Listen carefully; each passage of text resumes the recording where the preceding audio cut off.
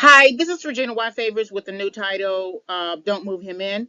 This title is connected to a blog article that I wrote some time ago, and it was titled Don't Let Him Move In or something like that.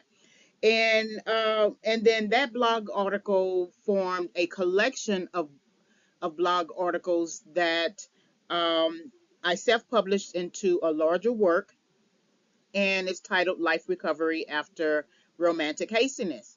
So this title is it's a select series, and I'm going to expand it to another type of series as well. And it's just essentially for anyone who is considering whether or not to move a man in to their house, right? And we're talking about a shacking situation. We're not talking about a marriage type situation where two people are married and one person who might be the wife who has the house, and it doesn't necessarily make any sense to like let go of the house right now, right? You may get another house later, but for right now, let's go on ahead and move into the house that's already here, right? Okay, those are different decisions. Married people make, different types of decisions. However, a single woman is not really obligated to move in a man. But we have many, many women, including myself in the past, who have moved in men. And we have a man for a number of reasons. Maybe unexpectedly, the man needed help, right? And we moved him in. Or we just decided, hey, I'm doing better in life. Why don't you move in with me? And maybe the man wasn't really doing all that well, or he lost his job or something like that. Well, there in your life that making those types of decisions can lead to emotional um, stress, some form of psychological stress. It could also lead to financial ruin. You know, if you move in the wrong person, say a homosexual, a person who is only looking for a romantic relationship so he can have somewhere to live, you run the risk of putting all your investing all of your money and finances in that relationship and not getting the return you need or want. And that really speaks to not having the proper life plan. When you make decisions, you are ultimately making financial decisions. You're not making girlfriend, boyfriend decisions as if you were in high school, because when you think about it, when you made girlfriend, boyfriend decisions, you were still living under your parents' home. You and also the boyfriend. And so it was very easy to kiss and neck and do all different types of things with each other, uh, oblivious to the responsibilities that adults have to um, manage. You know, the shelter costs, the car and insurance costs, food costs, clothing costs, all different types of costs that your money, even if you were working in high school, would not have even been enough to pay for the food.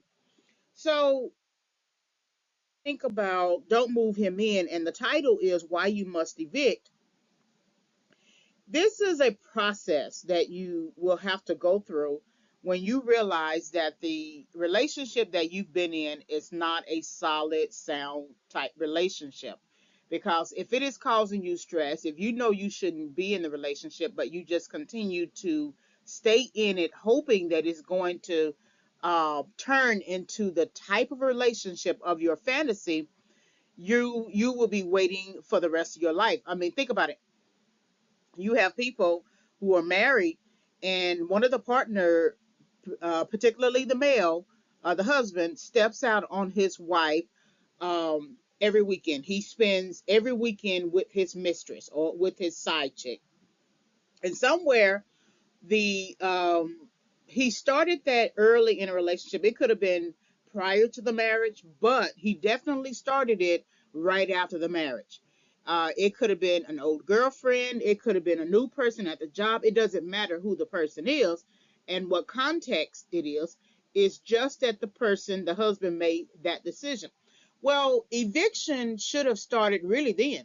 I don't advocate divorce or anything like that, but even the Bible allows for divorce when there is cheating, right? But say, for instance, you don't want to divorce and you think that the person is going to change. The problem with that is it cheating takes process. It takes planning. You don't just up and cheat. You don't make a mistake and cheat. You have to plan that out in your mind. To me, it's the same thing as murder. You don't there's to me there's no such thing as in the heat of passion you killed somebody. You have to plan that out. You have to mull over in your mind how you're going to take somebody out, how you're going to defend yourself, how you're going to do whatever. And even in defense, if the defense leads to murder, you still, on some level, in some part of your past, practiced that type of move, played around with that type of move. If you were in your teenage years and you and your brother or you and your friend were playing back in the backyard wrestling, and one of you turned over the other and you hit your head, okay, that's, to me, that is practice. It's not necessarily practice for you leading to murdering somebody, but you have some idea about how an action can contribute to someone being hurt. So even in defense, unless you learn the type of defense techniques where you are not truly trying to hurt somebody, but you're just trying to disarm someone, and you have that in your mindset that you want to disarm, put them down on their knees, and execute a an action so that they are not necessarily um, wounded to the point of death or leading to death. Okay. Well, when someone makes a decision to cheat on you, they have to mull over that in their head. And when they want to cheat on you, they are looking to hurt you for whatever reason. Whatever the reason is, they're looking to hurt you. And it is in those early moments, uh, those early years with the person, with the partner, whether it's a romantic partner, a union, not marriage, or a marriage, you do have to make a decision that is future oriented.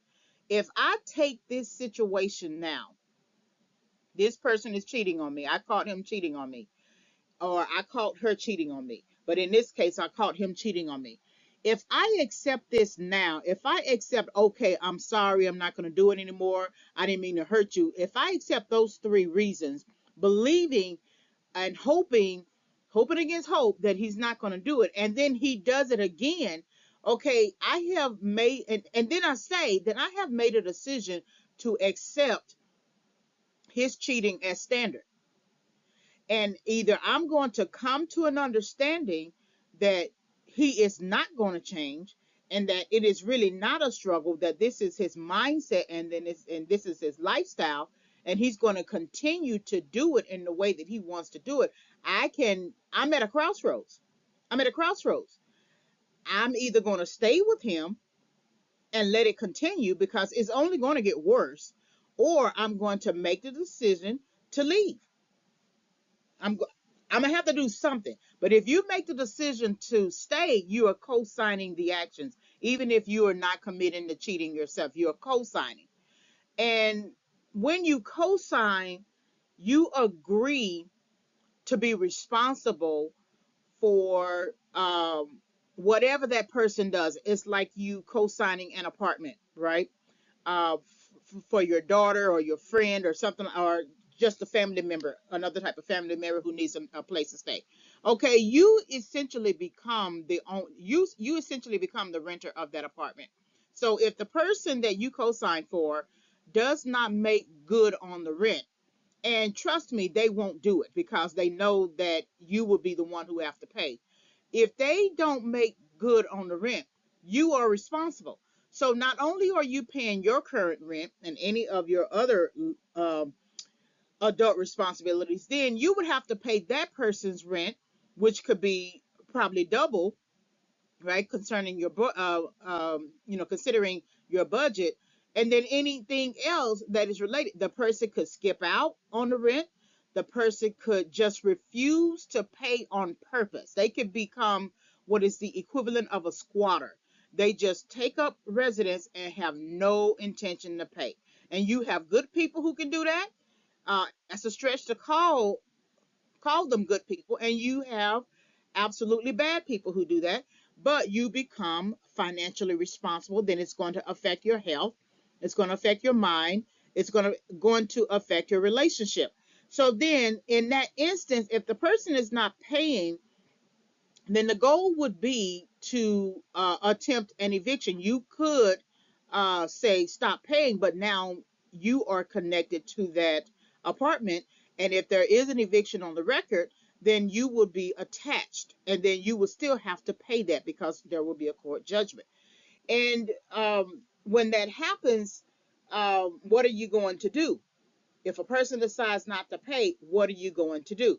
If a partner decides not to stop cheating, what are you going to do? And these are life little lessons and decisions and setbacks that you have to make as an adult. You cannot make them as a person who is wounded and pouting and falling all out on the floor and hoping things will change and going into a silent mode where you just don't speak at all. You don't address the issue at all. You just continue to cook his meals. You continue to wash, maybe have sex if he wants to have sex with you, and you continue to walk about life emotionally sleepwalking. And at some point in your life, you're going to have to make the decision. That's why it is important not to move the person in, because there will come a time when you have to evict. In my past situation, my ex just would not leave his ex alone. She had already finished with him, broke things off. They moved out of the respective, I mean, out of the house they were renting. But then when she found out about me, all of a sudden she wanted him back. She didn't want him back because she really wanted him back. She wanted him back because she didn't want him with anyone else, and she wanted to punish him. And so at the time, I'm thinking that he is struggling. He really wants to let her go, and he's just struggling because she keeps pulling at him. When in reality, he wanted the situation. He wanted the going back and forth. He wanted the toxicity.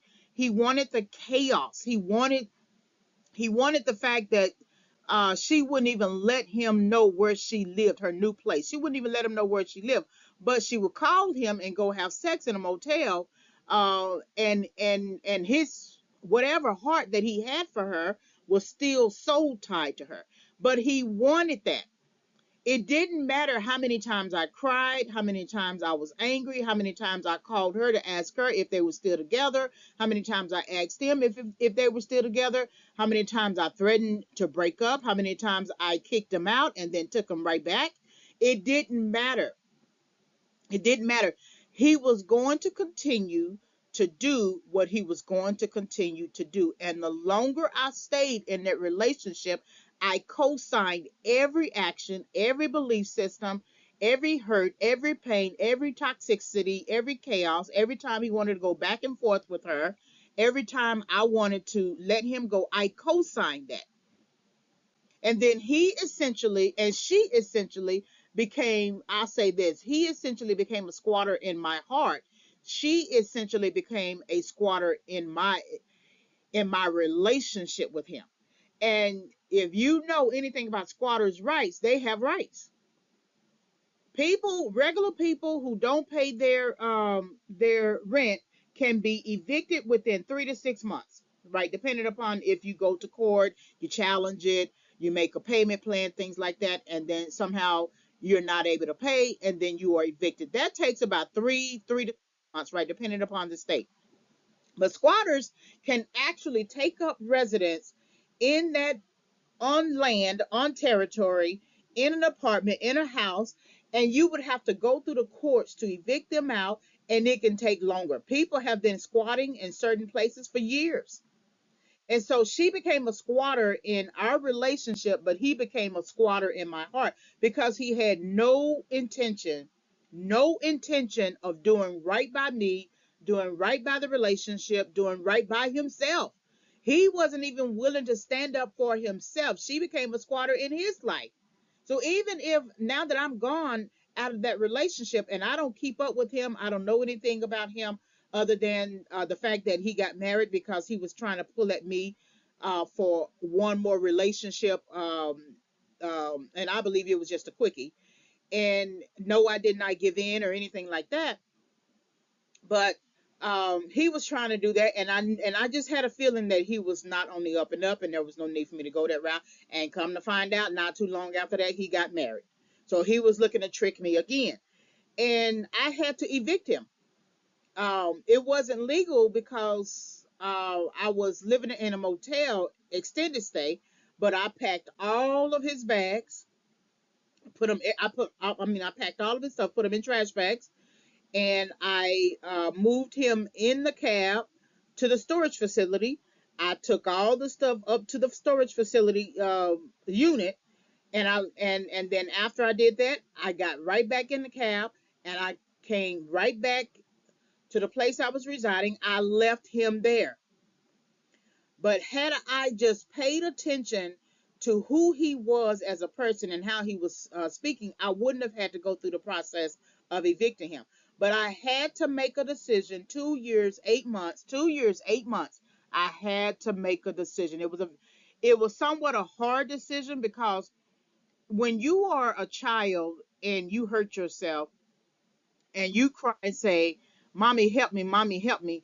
You are essentially wanting your mother to get you out of the mess.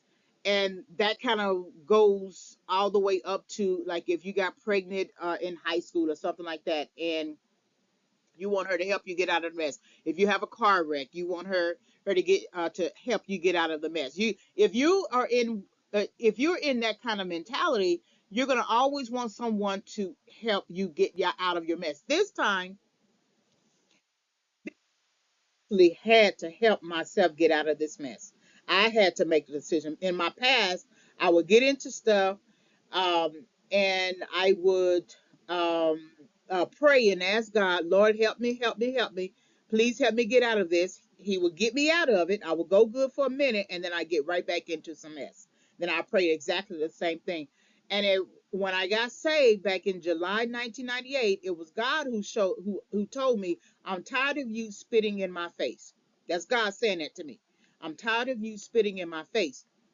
That you get yourself into something, and then you ask me for help, you pray to me for help, and then I get you out of it, uh, and then you go good, and then you go right back into it, and you just keep repeating the cycle. You keep repeating the cycle. When you evict yourself, you got to evict yourself even out of this cycle of moving men in. Because you are not only evicting the person out of your life and out of your house in terms of physically, but you are evicting yourself out of toxic relationships, toxic dynamics, relationships that don't serve you. You have to evict yourself as well. Because then if the person is a squatter in your life and squatter in your house and squatter in your house in your home, in your heart, then you are also a squatter in that kind of relationship until you make a decision to say, "I no longer want these types of relationships. I'm too old for this." And that's what made, once I got him out, so about I don't know, either some months or a year, because it was such a very dynamic situation, I realized that I had gotten to a point where I said out of my soul, I'm too old for this. I'm too old for these types of shenanigans. I'm too old for these types of situations. I did this when I was in my 20s. Why am I still doing this now? And I've only had technically two living situations. One was almost an accident, but at least two living situations, one in 98 and 97 and 98, and then one in 2013. The other one that was in the middle, like night, I don't know. It was no. Those were the two situations. The main situation. One time I did move in right out of high school with a boy, but that was his place. The other two situations, 98, 2013, is when I moved in somebody. And I had to, with this last situation, 2013 to 2016, this time I had to make the decision. I had to come to an understanding about who I am and what I need to do for my life, and how this person is no longer the right person, and the person has never been the right person, and these types of shenanigans of moving somebody in and having and being in a relationship and thinking it's going to move into something else and maybe into marriage or something like that is old. It's old. You know it's not going to move into marriage. The person is not even talking marriage. You are the one who's talking marriage. And if you find yourself the only one talking marriage, that is your clue. If you find a person not willing to entertain a conversation, not even planning towards it, not doing anything, not even introducing you to family, making it, not even talking about you in his future, that's your clue. Evict that person, emotionally evict that person out of your life. Emotionally, I mean, physically evict that person if that person is living with you. Financially separate yourself from that person, and evict that person out of your finances, because all you need is one situation with the person to take you down, health wise, to take you down uh, financially. You got many women who have moved in men into their Section 8 apartment thinking that they're helping them, thinking that they need a companion, right, to help with their kids or whatever, only to find out that they now have to be evicted because the person is not on the lease and he shouldn't have been actually in the place. So that person managed, you you co-signed the situation, that person managed to kick you out of your own place, to kick you. So moving that person in is not going to be the progress you think it is. It's never the progress that you think it is. It is because it's out of order. Whether you believe in marriage or not, it's still out of order. Even if you didn't believe in marriage, the order situation would be, he needs to get a job, get his own place, stay in that place for a year, pay for the place himself, not accept any money to pay for that place, and it shows his propensity to be an adult. Okay, if he's not doing that and you have to take him in, he's no different than a child. He's a grown boy and he can perform like a man, but that doesn't mean that he's actually a man. So when you have to evict, it's a lot of times it is because you've co-signed a particular situation. You've co-signed the actions. You co-signed the chaos. You co-signed the cheating. You co-signed the sleepless nights. You can't go to sleep at night. You co-sign almost having a heart attack. You co-sign the crying at night, going to sleep in a motel because you don't know how to handle the situation. You have to handle the situation as an adult. And handling the situation as an adult is evicting the person out of the house, evicting the person out of your heart emotionally, evicting the person out of your finances. Separate yourself, because at least if you go on ahead and get the person out of your life and your heart and your mind and your finances, you can think better.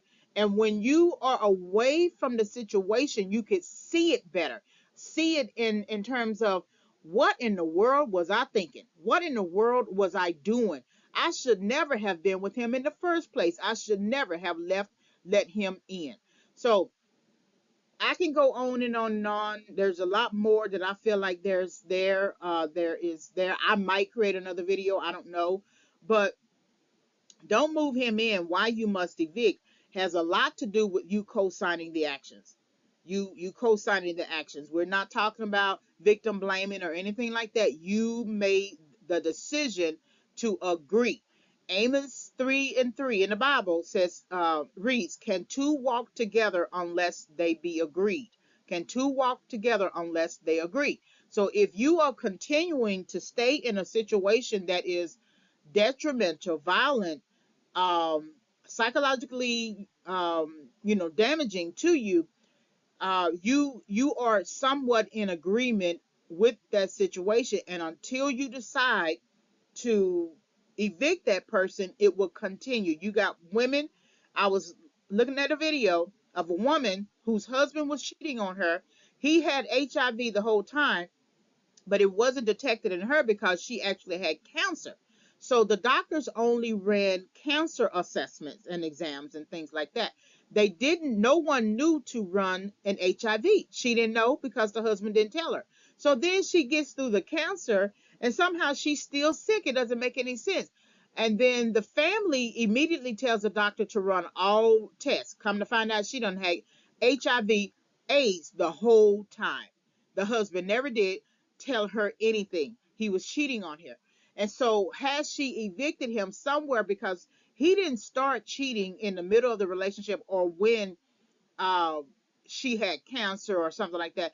He cheated much earlier in their relationship. And had she left him alone early enough, she would not have had to die of HIV/AIDS because that's what she eventually died of. You got women who have been married 25, 30 years. Their husbands go and be with the mistress on the weekends. And then the wife is having all these health problems, mental health issues, uh, can't seem to get well or something like that. That's a toxic environment.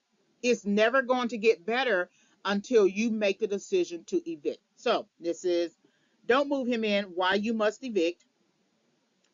You can visit reginawhyfavorites.com for tips and resources and YouTube videos. You can also visit YouTube Regina Y Favors channel, and then you can also visit our online store, reginawhyfavoritesauthor.com. Thank you very much for listening.